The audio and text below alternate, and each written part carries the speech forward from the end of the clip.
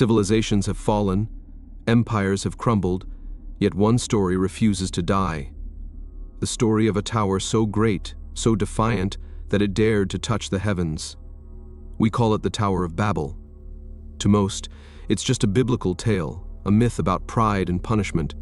But ask yourself, why do ancient records, from Babylonian tablets to the writings of King Nebuchadnezzar himself, speak of a massive ziggurat rising from the plains of Mesopotamia? Why does this stairway to the gods appear not only in scripture, but in archaeology? Fast forward to April 2003.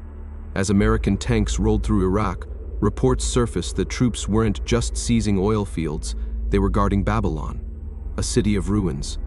Why? What secret did those crumbling bricks still hold? Some whispered it wasn't about archaeology at all, but about a gate. Because what if the Tower of Babel wasn't merely symbolic? What if it were an ancient technology, a Stargate capable of connecting worlds? Of course, officials deny such claims. Photos are scarce and records sealed. But the silence speaks louder than words, and that's where the story turns darker.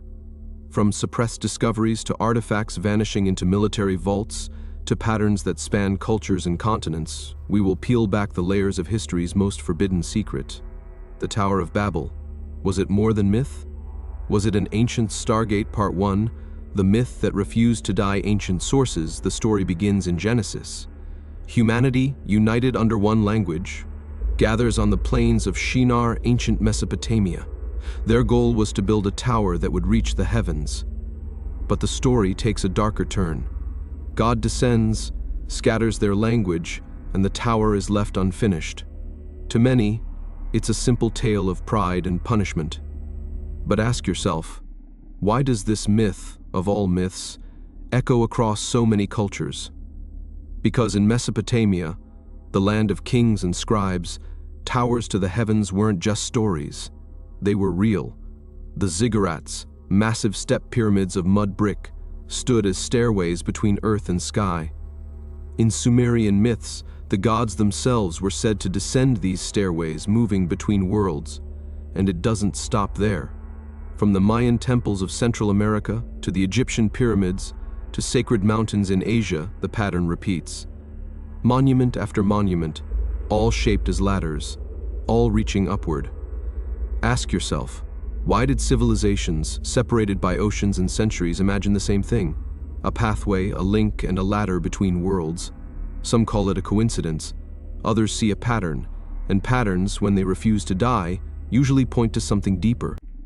But here's the real question.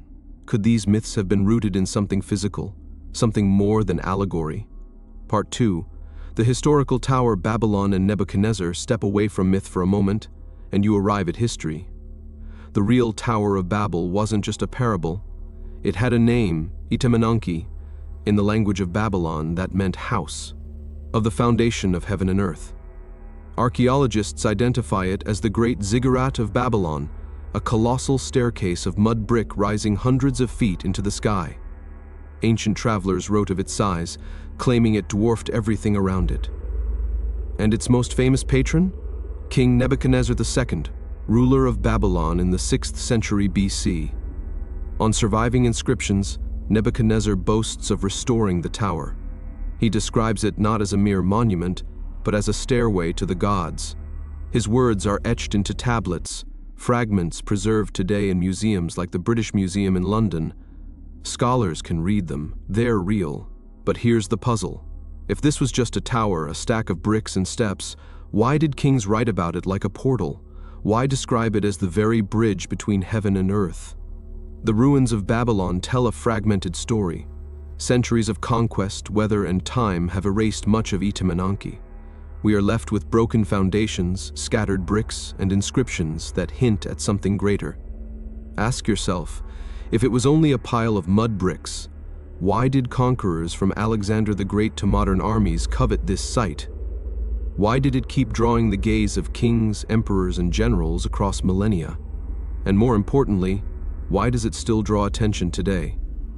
Because Babylon was not just the jewel of Mesopotamia. It was the site of a mystery so powerful that its shadow reaches all the way into the modern age. Part 3. The Modern Battlefield, 2003. It's April, 2003. The world watches as American tanks roll across the Iraqi desert.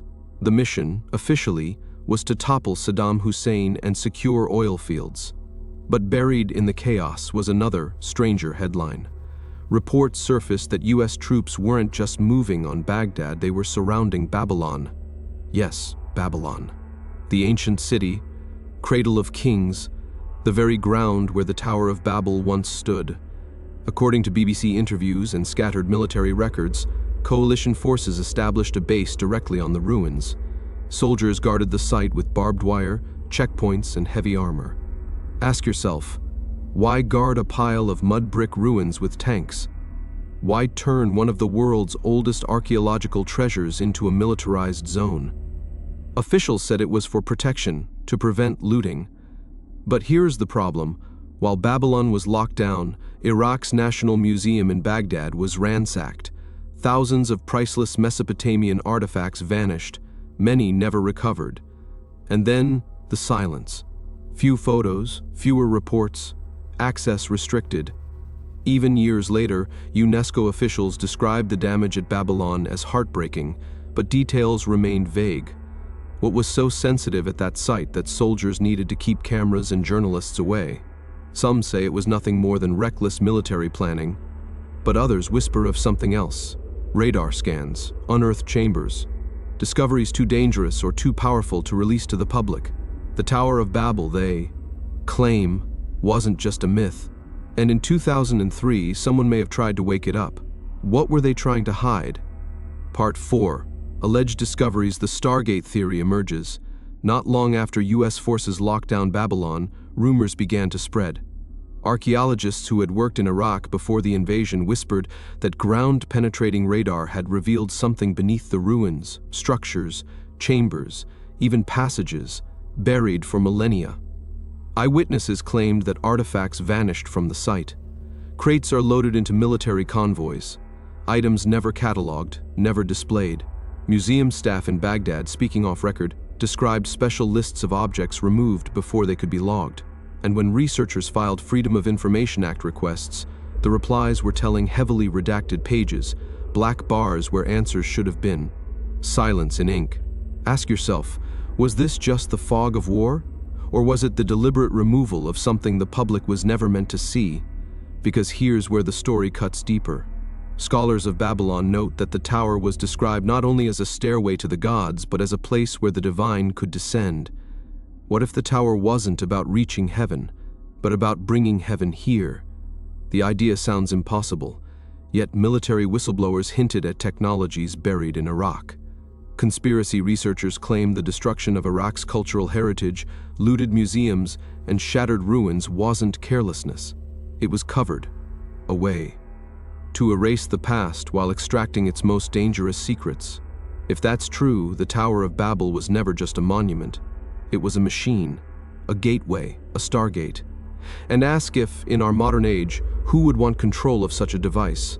Part 5, Patterns Across Cultures, Myth to Modern Mapping. The Tower of Babel may be the most famous stairway to the gods, but it is far from the only one. Across the world, separated by oceans and centuries, civilizations built strikingly similar monuments, structures that seem less like temples and more like gateways. In Egypt, the Great Pyramids rise in perfect alignment with the constellation of Orion. In Central America, Mayan pyramids like Chichen Itza mirror the stars and mark celestial events with eerie precision. In Cambodia, Angkor Wat was engineered so that its towers align with the rising sun during solstices. A calendar, yes, but also a cosmic marker. Are these coincidences? Or are they patterns repeating again and again across civilizations that supposedly never contacted each other? What unites them all is the sky. Each monument, each pyramid, each tower oriented toward the heavens, as if they were not simply places of worship, but instruments. Antennas, gates. Why this obsession? Why did humanity pour centuries of labor into raising monuments that served no earthly purpose other than to connect with the divine? The legacy is clear. From Mesopotamia to Mesoamerica, from the Nile to the jungles of Southeast Asia, humans pursued one, dreamed to bridge the gap between worlds. But here's the unsettling thought. If every culture built its own gate, if every civilization mirrored heaven on earth, did they know something we've forgotten? And if so, who was it they were trying to reach? Part 6. Escalation. The eschatological stakes. Let's pause and consider the stakes. If the Tower of Babel really concealed a Stargate, a device to bridge dimensions or summon forces from beyond, then whoever controlled it would control more than history. They'd control the future, geopolitics, science, even religion itself. Think about it. A functioning gateway wouldn't just be an archaeological marvel. It would rewrite our understanding of physics, erase the boundaries of faith, and hand unimaginable power to whoever turned the key. Entire nations could rise or fall on such a discovery, and maybe that's why the biblical story carries such a chilling warning. The scattering of languages wasn't just punishment, it was containment, a safeguard, a way to make sure humanity could never again unite and unlock a dangerous technology. What happens if the gate is reactivated? Some researchers point to our modern world and see troubling signs: the sudden leaps in technology, particle accelerators like CERN probing the very fabric of reality, even whispers of government black projects echoing ancient ambitions. In investigations like these, absence itself becomes evidence. Could it be that humanity is standing on the same threshold our ancestors once crossed, the same door they were warned never to open? Is humanity, in its relentless pursuit of knowledge, on the verge of repeating the very mistake that brought down the Tower of Babel? And if so, what waits on the other side of that door?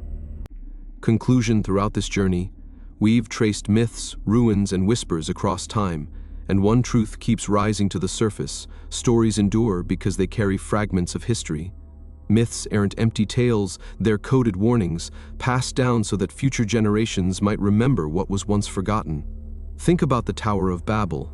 On the surface, it's a story of pride and punishment.